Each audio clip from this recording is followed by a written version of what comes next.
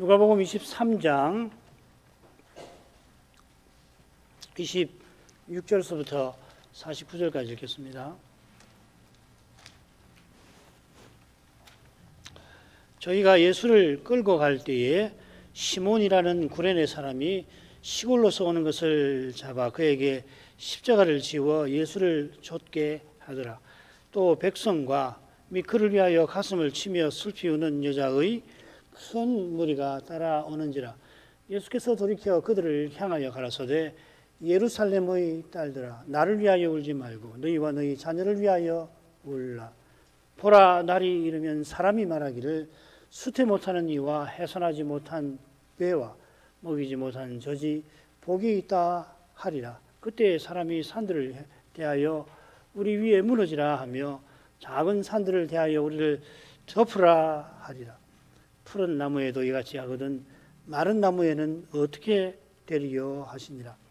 또 다른 두 행악자도 사형을 받게 되어 예수와 함께 끌려가니라. 해골이라는 곳에 이르러 거기서 예수를 십자가에 못 박고 두 행악자도 그렇게 하니 하나는 우편에 하나는 좌편에 있더라. 이에 예수께서 가라사대 아버지여 저희를 사하여 주옵소서. 자기의 하는 것을 알지 못함이니이다 하시더라. 저희가 그의 옷을 나누어 제비 뽑을새 백성은 서서 구경하며 관원들도 비웃어 가로되 저가 남을 구원하였으니 만일 하나님의 택하신 자 그리스도여든 자기도 구원할지어다 하고 군병들도 희롱하면서 나와 신포도주를 주며 가로되 네가 만일 유대인의 왕이여든 내가 너를 구원하라 하더라. 그의 위에 이는 유대인의 왕이라 쓴 패가 있더라. 딸린 행악자 중 하나는 비방하여 가로되 네가 그리스도가 아니냐 너와 우리를 구원하라 하되 하나는 그 사람을 꾸짖어 가로되 네가 동일한 정죄를 받고서도 하나님을 두려워 아니하느냐. 우리는 우리의 행한 일에 상당한 보응을 받는 것이니 이에 당연하거니와 이 사람의 행한 것은 옳지 않은 것이 없느니라 하고 가로되 예수여 당신의 나라에 임하실 때에 나를 생각하소서 하니 예수께서 이르시되 내가 진실로 네게 이르노니 오늘 네가 나와 함께 낙원에 있으리라 하시니라. 제 때가 제 6시쯤 되어 해가 빛을 잃고 온 땅의 어둠이 임하여 제 9시까지 계속하며 성소의 휘장이 한가운데가 찢어지더라. 예수께서 큰 소리로 불러 가라사대 아버지여 내 영혼을 아버지의 손에 부탁하나이다 하고 이 말씀을 하신 후 운명하시다. 백부장이 그 된 일을 보고 하나님께 영광을 돌려 가로되 이 사람은 정녕 의인이었도다 하고 이를 구경하러 모인 무리도 그 된 일을 보고 다 가슴을 두드리며 돌아가고 예수의 아는 자들과 및 갈릴리로부터 따라온 여자들도 다 멀리 서서 이 일을 보니라.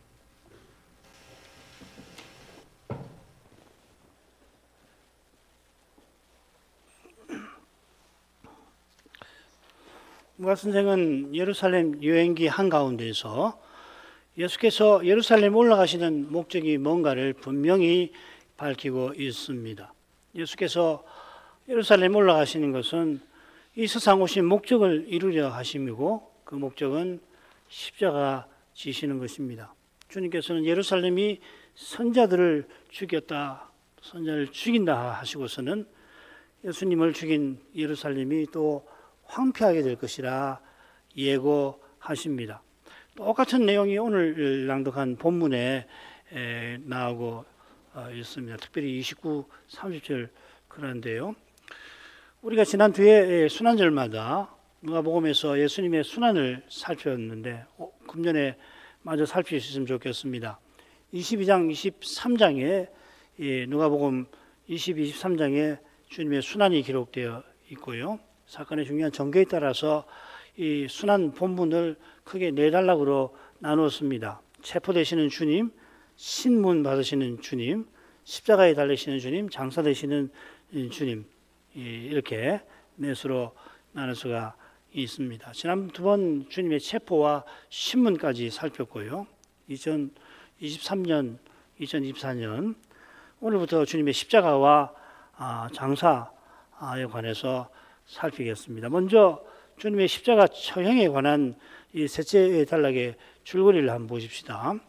26절부터 32절까지는 예수께서 처형장으로 끌려가시는 대목입니다. 그리고 33절부터 44절까지는 주님이 십자가에 달려 계시는 거기서 어떤 일을 겪으셨나. 44절까지가 좋습니다. 제가 갖고 있는 성경은 43절까지를 한 단락으로 하고 44절을 그 다음과 연결했는데 저는 44절까지가 좋다고 생각됩니다. 그리고 45절부터 49절까지는 돌아가시는 장면입니다. 빌라도의 법정에서 십자가형을 선고받으신 주님께서는 골고다로 끌려가십니다. 그 길에서 특별히 슬피 울며 주님을 따라오는 여인들에게 권고하시는데 거기서 주님의 십자가와 예루살렘 멸망을 특별히 교훈하십니다. 이어 주님께서는 골고다에서 십자가에 못 박혀 달리십니다. 십자가에 달려 돌아가시기 전에 심한 조롱을 겪으시는데 그 고난 겪으시면서도 주님은 한편 강도를 구원하시지요. 3시간 사람들의 조롱을 받으신 후에 3시간 하나님의 진노를 받으십니다. 그 3시간 어둠이 그치자 주님은 마침내 운명하십니다. 자, 그러면은 처음 부분으로 가죠. 빌라도에게 십자가 형을 받으셨는데 이제 처형받기 위하여 골고다로 끌려가시는 대목입니다. 셋으로 나누지요. 먼저 주님께서 끌려가실 때 함께 따라가던 사람들이 26, 27절에 나오고요. 그 다음 28절부터 31절까지에서는 특별히 따르던 여인들에게 예루살렘 멸망을 경고하십니다. 그리고 32절에 특이하게 예수님과 함께 끌려가는 두 강도에 대한 언급이 나옵니다. 왜 언급하는지는 그 다음 단락에 분명히 나오는데 하여튼 이렇게 한가운데 십자가와 예루살렘 멸망에 대한 말씀이 있고 앞뒤로 십자가 처형장으로 끌려가시는 주님과 함께하는 이들에 대한 언급이 나오고 있습니다. 먼저 26, 27절 저희가 예수를 끌고 갈 때 시몬이라는 구레네 사람이 시골로서 오는 것을 잡아 그에게 십자가를 지어 예수를 좇게 하더라. 또 백성과 및 그를 위하여 가슴을 치며 슬피 우는 여자의 큰 무리가 따라오는지라. 26절 저희는 이 빌라도의 군병이겠죠. 36절에 군병들이 나옵니다. 34절도 군병들이 행한 행위일 겁니다.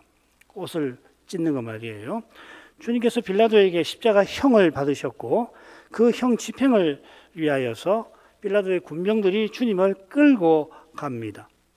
이날 새벽이 되자 대제사장과 서기관들이 예수님을 공회로 끌고 가서 참남죄를 예수님께 뒤집어 씌우고서는 그런 다음 날이 밝자마자 빌라도에게 예수님을 끌고 가서는 거기서는 반란죄로 고소하였습니다. 공회가 주님을 기어코 명절이라도 죽이려고 이방인의 손에 넘긴 거죠.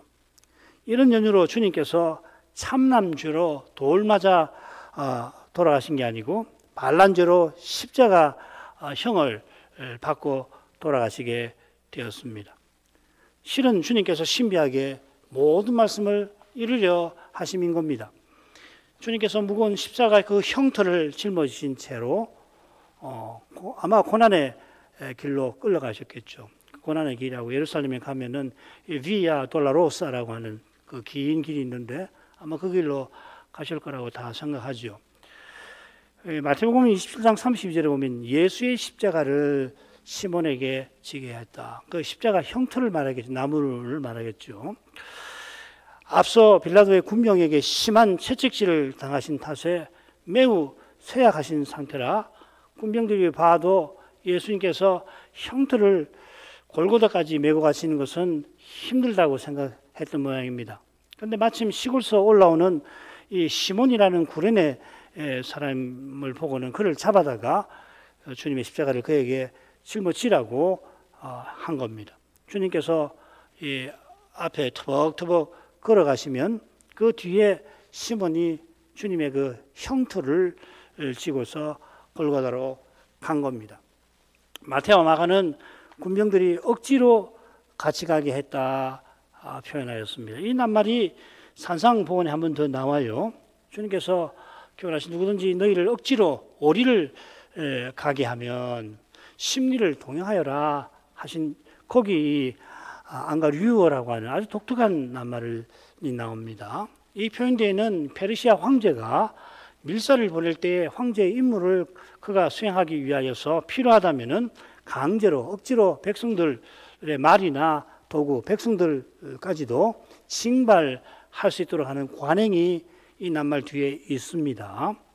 그러니까 억지로 오리를 가게 하면 이게 어떤 사람이 야 너 나랑 저기 어디 같이 가 그 말 아니죠, 그죠? 국가에서 이 징발을 해가지고서 억지로 일을 심리로 그 군인에 나가게 하면은 심리라도 가려고 하라, 보복하지 말라 그 말씀이죠.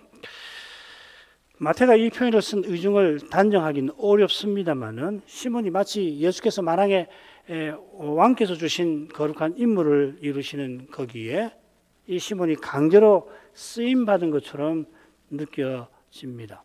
바울사도가 이 시몬의 아내인 그 아내고 루포의 어머니라고 아내를 어머니라고 부르듯이 교회 전설에 따르면은 시몬이 억지로 십자가 진 일로 주님을 믿게 되었습니다. 옛날 찬송가에도 보면 억지로 진 십자가가 복이 되거늘 뭐 그런 표현 기억나시죠? 이런 배경일 겁니다.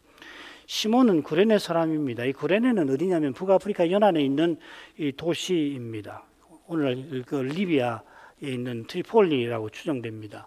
거기 유대인의 회당이 있어요. 그래서 이 구레네 유대인들이 절기에 예루살렘에 와서 스데반과 쟁론을 벌이고 죽이는데 앞장섰던 사람들이죠. 시몬도 아마 그런 사람 중 하나였을지 모르겠습니다. 그런 구레네 사람들이 오순절 이후에 안디옥에 복음을 전했고 이 구레네 사람 이 루기오라고 하는 사람은 그 교회의 사역자이기도 했습니다. 두 아들이 초대교회의 유명한 인물이었던 사실, 루포와 알렉산더와 루포인데요. 시몬도 어쩌면은 이런 복음 사역자로 살았을 수 있고 두 아들은 그랬던 것 같아요. 그가 예루살렘 바깥 어느 시골에 머물러 있다가 유월절이니까 왔다가 예루살렘 근방 시골에서 지내고 있다가 시골로서 예루살렘 올라왔는데 주님의 십자가를 지게 되었을 겁니다. 이 사실도 골고다의 위치가 성 밖이라고 하는 추측을 지지합니다. 물론 히브리서에 영문 밖이라는 표현이 있긴 있는데 이 시골로서 온다는 말이 예루살렘 성 밖에 골고다가 있었다고 추정을 하는 거죠.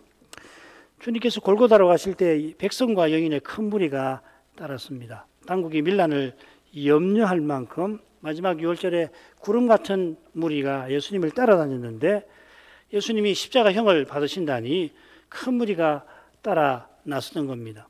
누가 선생은 여인들이 가슴을 치며 슬피 울었다 특별히 언급합니다.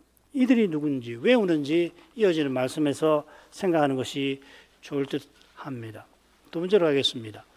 예수께서 돌이켜 그들을 향하여 가라사대 예루살렘의 딸들아 나를 위하여 울지 말고 너희와 너희 자녀를 위하여 울라.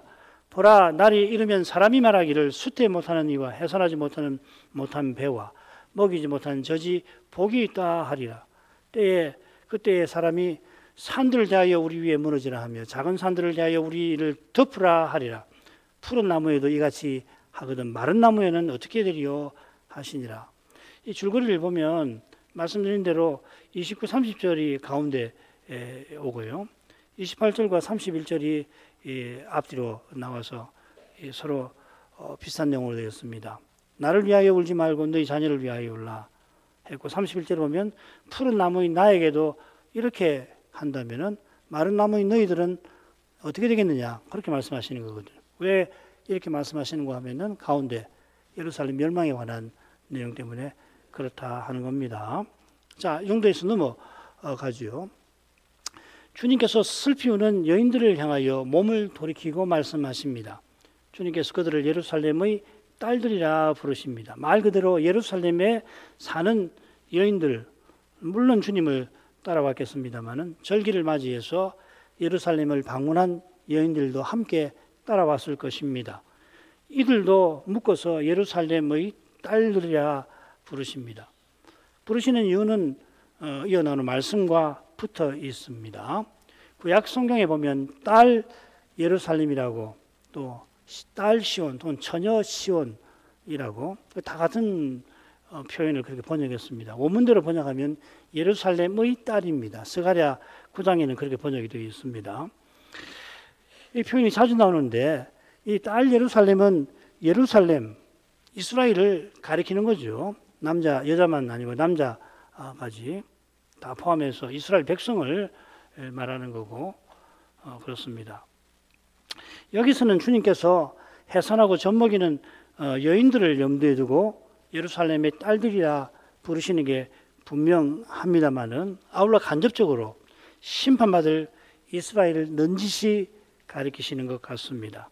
자, 그런 점에서 이 49절 보시면은 여인들이 나오는데 거기는 갈릴리로부터 따라온 여자들, 예수님을 좇고 섬기던 여인들이 나오잖아요. 이 의도적으로 누가가 대조를 하고 있습니다. 그게 첫 번째, 이게 세 번째 부분이죠. 주님께서 슬피 울며 따라오는 여인들에게 나를 위하여 울지 말고 너희와 너희 자녀를 위하여 울라고 권하십니다. 십자가형이 얼마나 끔찍하고 얼마나 고통스러운지 예루살렘 여인들 익히 알고 있습니다. 오늘날은 여성들이 이 시내에 나가서 보면은 이 십자가 목걸이를 많이들 하시는데 주님 시대 여성들이 만약에 그 모습을 보면은 소수라 쳤을 거라고 이 시대를 연구하는 전공학자들은 다들 한마디씩 합니다. 소름 끼치게 할 거다. 당시 이 점잖은 대화에서 이 불문율이 있는데 십자가를 입 밖에 꺼내서는 안 된다 하는 불문율이 있습니다. 그게 금기어였습니다. 그만큼 십자가형이 로마 제국에 반역하는 외국인에게만, 로마 시민에게는 십자가형 안 내립니다. 외국인에게 내리고 특별히 이 반란죄를 범한 외국인에게 가해지는데 가장 고통스럽고 끔찍하고 또 모욕스러운 것인 사실과 붙어 있습니다. 자, 이런 배경에서 예루살렘 여인들이 선자로 말과 일에 능한 선자로 여기는 예수님께서 십자가를 지실 거라 생각할 때에 인간적인 연민을 크게 느끼고서 가슴을 치며 슬피 울었던 사실을 이런 배경에서 헤아릴 수가 있습니다. 그러나 실로 연약한 인생이 견디지 못할 그런 끔찍하고 고통스럽고 부끄러운 두려운 일이 곧 예루살렘에 닥칠 것입니다. 그래서 주님께서는 너희와 너희 자녀를 위하여 울라 하신 겁니다. 29절은 이는 이러이러함이니라. 왜냐하면 이러이러하기 때문이라 하고 울어야 하는 이유를 이어서 말씀하십니다. 그 이유가 뭐냐면 이를 그 날들과 붙어 있습니다. 주님께서는 보아라 날들이 오고 있다 하시고 그 날들이 오면은 사람들이 얼른 봐서는 참 이상한 말을 하게 될 거다 이렇게 이르시죠. 그때 사람들이 뭐라고 하냐면 복이 있도다 수태하지 못하는 여인들이요. 그렇게 좀 더 정확하게 하면은 복이 있도다 수태하지 못하는 이와 해산하지 못한 태와 먹이지 못한 저지요 이렇게 말씀을 하십니다. 옛 언약 아래서 아이를 배지도 낳지도 젖먹이지 못하는 여인들은 흔히 저주받은 자들이라고들 여깁니다. 이런 여인과 가장 대조되는 여인이 누구냐면 아기 예수님을 베고 젖먹인 모친 마리아일 것입니다. 누가복음 11장 27절을 보면 당신을 뵌 태와 당신을 먹인 저지 복이 있도소이다. 이런 말을 하니까 그 여인에게 주님께서는 아니 하나님 말씀을 듣고 지키는 자가 복이 있다 하십니다. 그처럼 구약 선지자와 의인들이 보고자 하는 하나님 나라를 보는 너희 눈은 복이 있다고도 하셨습니다. 하나님 나라 자체인 주님을 인하여 핍박받는 자도 복 있는 자다 하십니다. 주님께서 말씀하신 복은 그날의 사람들이 말하는 복과 전혀 다릅니다. 그들이 말하는 복은 엄밀하게 말하는 복이 아니지요.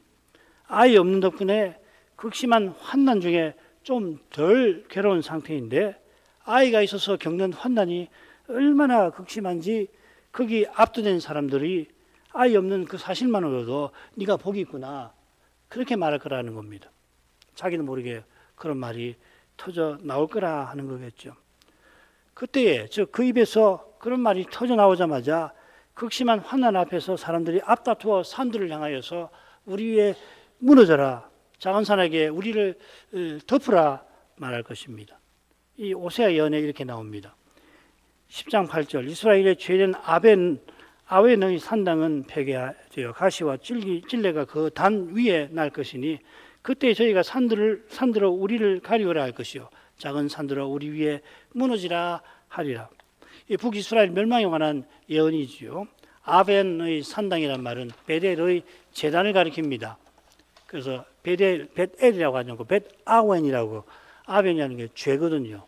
죄의 집. 원래 벳엘 하면 하나님의 집 아닙니까? 벳 하면 집이란 말이고 엘 하면 하나님인데 벳아웬, 아웬 하면은 아벤, 그 죄라는 말이거든요. 여로보암이 베델에 제단을 세워서 북쪽에 사는 언약 백성들이 여호와께 가서 제사 드리지 못하게 만들어 결국은 여호와를 배반하게 만들었는데 여호와께서 마침내 배도한 북이스라엘을 심판하실 것입니다. 아시리아를 쓰셔서 그리 하실 거죠. 그 심판이 얼마나 두려운지 이스라엘이 차라리 산과 작은 산이 자기 위에 무너지기를 바랄 거다 선지자가 예언하는 겁니다. 큰 산이 무너져서 거기 깔려 죽을지언정 차라리 심판하시는 하나님의 낯을 보지 않게 되기를 원할 정도라 하는 것이겠죠. 요한계시록 6장 16절에도 그 말씀을 인용을 해서 산과 바위에게 이르되 우리 위에 떨어져 보좌에 앉으신 이의 낯에서와 어린 양의 진노에서 우리를 가리오라. 장차 대심판이 얼마나 무서운지를 말씀하시면서 이 호세아의 예언을 인용하는 겁니다. 지금도 주님이 그 예언을 인용하시는 것은 주님 시대에 예루살렘이 철저히 심판받아 완전한 멸망을 당할 것을 경고하시는 겁니다. 그리고선 주님께서는 푸른 나무와 마른 나무를 들어서 예루살렘에 미칠 환난을 경고하십니다. 이 경고는 나를 위하여 울지 말고 너희와 너희 자녀를 위하여 울라 하신 것과 서로 짝을 이루지요. 그래서 이 푸른 나무는 예수님을, 마른 나무는 예루살렘 거민을 가리킨다 보는 겁니다. 지금 공예와 로마가 생명이 무엇인지도 일러준 이 참된 생명 있는 나무이신 주님을 죄인 만들어 죽이고 있다면 곧 로마에 맞서서 반란을 일으키는 예루살렘에 얼마나 무서운 환난이 들이닥칠 것이냐 하신 것입니다. 김 목사님 해석이 좋아서 그대로 인용을 했습니다. 그 다음으로 가죠. 23장 32절 또 다른 두 행악자도 사형을 받게 되어 예수와 함께 끌려가니라. 많은 무리, 많은 여인에 이어서 누가 선생은 단락 끝에 다른 두 행악자를 특별히 언급합니다. 그 이유는 다음 부분에서 우리가 살피게 될 것입니다. 다른 두 행악자는 다른 두 사람 곧 행악자들 이렇게 새기는 게 좋아요. 오해가 안 하시면 상관없고 되게 오해 안 하실 거로 생각하지만은 다른 두 행악자 그러면은 예수님도 행악자란 말인가 이런 이제 해석이 가능하잖아요. 근데 누가 선생은 예수님을 직접 행악자라고 하지 않습니다. 33절 보면은 두 행악자라고 번역이 되어 있죠. 그렇게 원문은 그 행악자들 이렇게 되어 있습니다. 예수님을 의도적으로 행악자라 부르지 않는 겁니다. 다른 두 사람 곧 행악자들도 주님과 함께 끌려갑니다. 사형받게 돼요. 십자가에 달려 사형당하기 위해서 끌려간다 이 말이죠. 그 다음 두 번째 부분으로 가죠. 골고다까지 끌려가서 거기서 주님이 십자가에 달리십니다. 누가 선생은 주님께서 십자가에 달리시고 돌아가실 때까지 중요한 일들을 다음과 같이 기록합니다. 크게 이렇게 네 수로 볼 수 있고 다음번에 제가 가운데 있는 둘을 묶어가지고 또 단락을 아마 5수로 아마 나누게 될 겁니다. 33절에 보면 주님께서 골고다에서 십자가에 못 박히셨다는 내용이 나오고요. 그 다음 34, 34절부터 38절까지는 사죄를 구하시는데 주님이 그런 주님을 조롱하는 사람들 이야기가 나오고 39절부터 43절에는 특별히 두 행악자에 관한 내용. 한 행악자는 주님을 조롱하고 다른 행악자는 구원받는 내용인데요. 34절부터 43절을 자세히 읽으면 둘을 묶을 수가 있을 것 같아요. 다음에 말씀드리겠습니다. 44절은 이 주님께서 돌아가시기 직전에 3시간 동안 얼마나 극심한 이 진노를 겪으셨는가를 담고 있습니다. 이렇게 구분을 해서 보면은 좋겠습니다. 밑에 있는 내용은 그 내용이니까 넘어가죠. 33절로 가겠습니다. 해굴이라는 곳에 이르러 거기서 예수를 십자가에 못 박고 두 행악자도 그렇게 하니 하나는 우편에 하나는 좌편에 있더라. 해굴이라고 부르는 곳에서 주님께서 십자가에 못 박히십니다. 다른 세복음서는 이곳에 그 히브리어 골고다를 병기합니다. 해굴이라고 하는 이름은 그것이 이 매장지라서라 하기보다는 그 언덕 모양이 해굴같이 생겼다고 해서 해굴이라 부른다 주석가들은 말합니다. 골고다에서 그들이 주님을 십자가에 못 박았습니다. 부활 후에 주님께서 손에 못 박히셨다는 그 사실이 도마 사건에서만 확인이 되죠, 그죠? 손 발약이는 없고 창에 옆구리가 찔리셨다는 그 내용. 거기 보면 손에 못 자국을 도마가 이야기를 하잖아요. 거기서 우리는 성경 안에서 십자가 달리실 때 손에 못이 박히셨구나 확인을 할 수가 있죠. 그런데 이 사실이 골고다에서 십자가에 달리시는 그 대목에서는 복음서 어디에도 언급하지 않습니다. 예수님이 손에 발에 못자국 못이 박히셨다 그런 이야기가 나오진 않아요. 명확한 역사 고증에 따라서 주님께서 십자가에 달리실 때 두 손에 각각 그리고 두 발을 한데 모아서 그 발에 못이 박히셨을 겁니다. 이거는 뭐 고증에 나오는 거니까. 근데 성경이 언급을 하지 않아요. 못 박히는 것도 끔찍한 고통인데요. 시간이 흘러가면서 체중이 있으니까 몸이 아래로 점점 처지면서 겪는 고통, 이 숨을 못 쉬는 고통이 어마어마하다고 현대 의학자들이 그런 설명을 더해줍니다. 그래 이제 고통을 처음부터 감해주려고 독주를 권하죠. 마시게 하죠. 주님께서 6시간 만에 돌아가신 것은 매우 이례적일 만큼 그래서 빌라도고 아리마대 요셉이 시신을 구하니까 빌라도가 듣고서는 벌써 이렇게 이야기를 하잖아요. 그런 상태로 어떤 사람은 수일 십자가에 매달려 있기도 합니다. 며칠을 2일, 3일까지 주님께서 그러니까 그만큼 고통스러운 거죠, 그죠? 그런데 주님이 한나절에 돌아가셨다고 해서 수일 후에 죽은 사람보다 고통이 덜하셨다 하는 뜻은 결코 아닙니다. 오히려 더 극심한 고통을 받으셨다고 봐야겠죠. 특별히 마지막 3시간 동안 주님께서 받으신 그 고통은 하늘아버지께 지옥 형벌을 우리 모두가 받아야 할 진노를 받으신 것입니다. 늘 뜻깊게 생각됩니다마는 성경 저자들은 일반적인 예상이나 기대와 달리 주님께서 십자가에 달리신 일을 지나치게 치다고 느껴질 만큼 담담하게 서술합니다. 성경을 보시면은 그렇죠, 그죠? 여러 영화들이 최근에 패션 오브 크라이스트라는 영화가 특히 그런데 역사적 고증을 하고서 영화적 상상력을 동원해서 매우 생생하게 그래서 관람객의 종교적 감정을 자극하는 방식으로 주님의 십자가 처형을 연출하는 것과는 사뭇 다릅니다. 왜 이렇게 담담하게 기록한 걸까 생각해 볼 만하죠, 그죠? 다시 말하면 그런 영화를 보고 그 주님의 고통을 공감하고 슬퍼하고 꼭 나쁘다고는 할 수 없지만은 근데 그게 과연 주님의 고난 의미를 제대로 깨닫는 것이라고 할 수 있을까 질문해 볼 만하죠, 그죠? 영화 안에서 그걸 보고 우리 주님이 나를 위해 저렇게 고통을 받으셨구나 눈물도 흐르고 가슴이 미어지고 그렇게 했다고 해서 과연 그리스도의 십자가를 그 사람이 제대로 반드시 깨달아야 할 대로 깨달았다고 할 수 있느냐?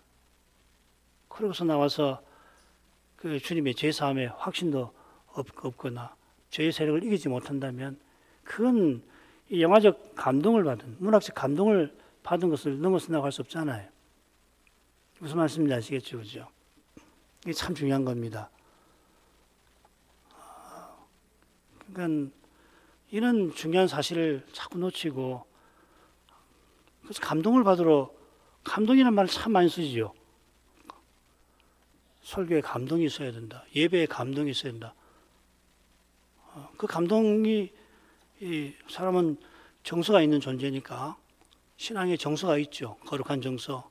그리고 주님을 향한 애틋한 정서 말이에요. 주님을 사랑하는 사람에게 어떻게 애틋한 정서가 없겠고, 예배에 와서 최근에 우리나라에서 일어난 일들을 보면 그 광장에 수많은 사람들이 모여서 헌재의 선고를 듣고서 함께 감격하고 울고 노래하고 그 유명한 님을 위한 행진곡을 부르면서 행진하는 그곳에 있는 것하고, 주일날 예배에 와서 하나님의 이름을 부르고 하나님 말씀을 듣고 주의 영광을 보는 거하고 그 비교할 것이 아닌데, 그런데 하나 인간으로서는 그 광장에서 거기서 느끼는 감격이 얼마나 큰 역사적 경험이 될 건가 하는 걸 우리는 부인할 수는 없잖아요. 그죠? 그러면서도 이 예배에 와서 주의 영광을 보는 것은 얼마나 신비한 일인가 하는 생각을 해봤습니다. 하나님을 찬송하고 이게 작은 일인가? 뭐 광장에 그런 훌륭한 일을 하신 분들을 폄하하는 건 아니에요. 말씀을 깨닫는 것하고 그런 이 현장에서 사회적인 그리고 공동체적인 어떤 이 경험을 하는 것하고 그걸 혼동하기 참 쉬워요. 한번 잘 생각해 보시길 바랍니다. 말씀을 깨닫는 것이 뭔가? 하나님 말씀은 성신께서만 말씀을 기록하게 하시고 성신의 영감이죠. 그 성신의 감화로만 말씀을 깨닫는 것이에요. 예수님의 십자가를 왜 이렇게 담담하게 기록하는가? 어떤 의미에서는 인간적인 정서적인 그런 영향력을 배제해 버리시는 거 아니겠어요?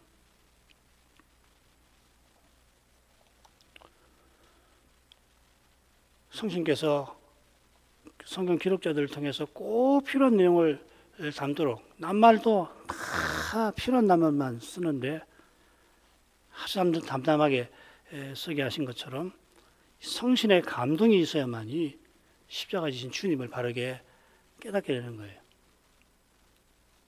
그래야 이 순환절 때 특별히 주님의 이 순환에 관한 말씀을 읽으면 항상 이런 대목에서 느껴요. 피가 철철 흘렀다든지 주님께서 신음하셨다든지 뭐 그런 거 거의 없잖아요. 전혀 없다고 할 수 있을 정도로. 마찬가지로 주님께서 십자가에서 대체 무슨 일을 우리를 위해서 행하셨나? 오직 성경을 통하여서 제대로 배우는 겁니다. 가령 바울 사도는 갈라디아서에서 십자가에 달리신 것이 우리의 저주를 대신 받으신 거라고 교훈하지요. 갈라디아서 3장 13절 그리스도께서 우리를 위하여 저주를 받은 바 되어 율법의 저주에서 우리를 속량하셨으니 기록된 바 나무에 달린 자마다 저주 아래 있는 자라 하였습니다. 이 한 절에서 배울 교훈이 얼마나 많고 또 높고 또 깊은지 다 헤아리지 못할 겁니다. 뭐 여기 이 구절에 구약 해석가까지 이 동원을 해야 되죠. 신명기에 있는 말씀이 나오는데 그 신명기 말씀 그 한 구절만 가져와서 이해할 수가 없어요. 이 성경을 기록한 사도 자신이 누구보다 이 교훈을 깊이 많이 깨달았지만 그분이 깨닫는 만큼 더욱 자기가 하나님의 아심받은 것을 기뻐하고 감사했을 것입니다. 내가 하나님을 알아서 기쁜 것보다도 물론 기쁘죠. 하나님이 나를 아시는 것이 그렇게 기쁜 거예요. 하나님이 이런 나를 아시고 사랑하신 거, 영원한 전에 그리스도 안에서 먼저 사랑하신 까닭에 죄인 중 괴수인 자기를 위해서 자기 아들을 죄인인 육신의 모양으로 세상에 보내신 것을 사도는 늘 고백해야 했을 겁니다. 사도가 이 교훈을 얼마나 깨닫는지 우리가 확인하는 길이 있는데 자기가 얼마나 죄인인지를 고백하는 거기서 확인할 수 있습니다. 우리가 얼마나 죄인인지 주님께서 십자가에서 받으신 저주받으신 데에서 더없이 드러납니다. 주님은 저주받으실 이유가 하나도 없습니다. 이런 표현조차도 그리스도에게는 송구하지 않습니까? 그리스도는 능력과 부와 지혜와 힘과 존귀와 영광과 찬송을 받으시기에 지극히 합당하신 분입니다. 계시록 5장에 나오는 그분은 근본 하나님의 본체셔서 하나님과 동등됨을 취할 것으로 여기셔야 하실 분입니다. 하나님의 권세를 아버지와 성심과 더불어서 얼마든지 자기를 위해서 쓰실 분이시죠. 그 그리스도는 성부, 성신과 권세와 영광에서 동등하신 분입니다. 그분은 죄인을 저주하실 분입니다. 장차 그리하시지요. 저주를 받은 자들아 나를 떠나 마귀와 그 사자들을 위하여 예비된 영영한 불에 들어가라. 우리 주님은 이렇게 선언하실 분이십니다. 우리가 아담 안에서 죄인 되어서 받아야 할 그 저주는 이렇듯 두려운 겁니다. 그런 두려운 저주를 주님께서 십자가에서 이 죄인을 위하여 받아 주신 것입니다. 이런 깨달음은 오직 성신께서 성경을 쓰여서 베푸시는 거예요. 오늘 이렇게 고백했지만 내일 이 고백이 내 마음에서 갑자기 사라질 수 있다. 희미해질 수가 얼마든지 있잖아요. 내일도 성신 의지해서 이런 사랑을 깨닫고 또 깨닫는 거예요. 주님과 함께하는 두 행악자도 십자가에 못 박힙니다. 한 사람은 우편에, 한 사람은 주님의 좌편에서 그리 됩니다. 사도들이 예루살렘 올라가는 길에 누가 크냐 다투었고 요한과 야고보는 어머니 앞세워가지고 주의 나라에서 하나는 주의 우편에 하나는 주의 좌편에 앉게 해달라고 청탁을 하지요. 그들의 예상과 기대와 전혀 달리 예수님은 예루살렘에 올라가 곧장 다윗의 그 크고 화려한 위에 앉으신 게 아니라 마치 행악자처럼 십자가에 달리셨고 그리고 그분 좌편과 우편에 행악자들이 있었습니다. 그러나 바로 거기서 주님께서 한편으로는 하나님의 의를 이루고 계셨고 다른 한편으로는 하나님의 구원을 베풀고 계셨습니다. 이사야를 비롯한 선자들이 메시아와 다윗의 위를 예언할 때 바라던 그 일이 거기서 두 행악자가 주님 좌우에 달려 있는 그 사건에서도 이미 이루어지고 있었던 겁니다. 하나님이 메시아를 세상에 보내어 다윗의 위에 앉히려 하신 것은 친히 언약을 이루어서 영원한 나라를 세우려 하신 것입니다. 언약 이루시는 이것을 일러 하나님의 의라고 부릅니다. 로마서 1장 17절 여기 하나님의 의가 있죠, 그죠? 몇 군데가 나오는데 예수께서 십자가에 달리시는 거기서 하나님의 의가 성취되었습니다. 하나님이 자기 아들을 세상에 보내셔서 그 아들을 속죄제로 주시기까지 하시며 언약을 친히 이루신 겁니다. 이 위대한 일이 주님께서 십자가에 달려 계시는 중에 이루어지고 있었던 겁니다. 한편 행악자가 주님을 조롱할 때 주님께서 하나님의 뜻을 이루시는 길에 줄곧 고난받으신 바로 그 일이 막바지에 이르고 있었던 것입니다. 히브리서 12장 3절 너희가 피곤하여 낙심치 않기 위하여 죄인들의 이같이 자기에게 거역한 일을 참으신 자를 생각하라. 이런 일을 히브리서 선자는 이렇게 표현한 겁니다. 히브리서 5장 8절 9절 그가 아들이시라도 받으신 고난으로 순종함을 배워서 온전하게 되었은즉 자기를 순종하는 모든 자에게 영원한 구원의 근원이 되시고 아울러 다른 한편 행악자에게는 오늘 네가 나와 함께 낙원에 있으리라 약속하시며 하나님의 사랑을 그에게 이 성경을 읽는 우리에게 나타내고 계십니다. 선자들이 보고자 하던 그 나라가 주님께서 십자가에서 달려 돌아가시는 그 중에 그 가운데에서 이렇게 신비하게 세워지고 있었습니다. 그 나라는 지금도 우리 앞에 신비하게 나타나고 있습니다. 너무도 신비해서 믿음의 눈이 아니면 이 나라가 우리 눈앞에 어떻게 펼쳐지는지를 믿음의 눈이 아니면 볼 수 없을 정도로 뭘 말씀하시는지 아실 겁니다. 그리스도의 남은 고난을 채우는 거기서 놀랍게도 하나님 나라가 나타나는 겁니다. 성신 안에서 의와 평강과 희락의 나라가 지금 그리스도와 함께 고난받는 거기서 나타나는 겁니다. 기도하겠습니다. 거룩하신 아버지, 순환기간에 예수께서 십자가 형장으로 끌려가시고 거기서 십자가에 못 박히신 일을 살피게 해주시니 감사드립니다. 주님의 십자가를 바르게 깨닫도록 특별히 네 사람의 종을 써서 그 일을 상세히 기록하게 하셨습니다. 성신의 영감받은 이 거룩한 저자들은 과연 우리 인생이 흔히 기대하고 예상하는 것과 달리 주님의 십자가에 대해서 놀라울 정도로 담담하게 기록하였습니다. 성신의 감화를 받아 섬한 주님이 십자가 지시는 이 깊고 높고 넓은 뜻을 배워가게 하신 것인 줄 믿습니다. 저희가 말씀을 깨닫기 위하여 역사적 고증도 마땅히 하는 것이지만은, 그러나 주님께서 십자가 지실 때 받으신 고난이 어떤 것인지 이 성신님께서 깨닫게 해주셔서 내가 하나님 앞에 얼마나 죄인이며 죄인이었을 뿐 아니라 지금도 그러한 것을 고백하게 하시고 오직 은혜를 더욱 구하게 하시며 십자가 지신 그 뜻을 깨달아서 거기에 자신을 온전히 드리며 살게 하옵소서. 이 시대에 그 뜻에 자기를 드리고 사는 길은 무엇인지를 추구하게 하시고 구하게 하시고 깨닫게 하시고 걷게 해 주시옵소서. 예수님 이름으로 기도합니다. 아멘.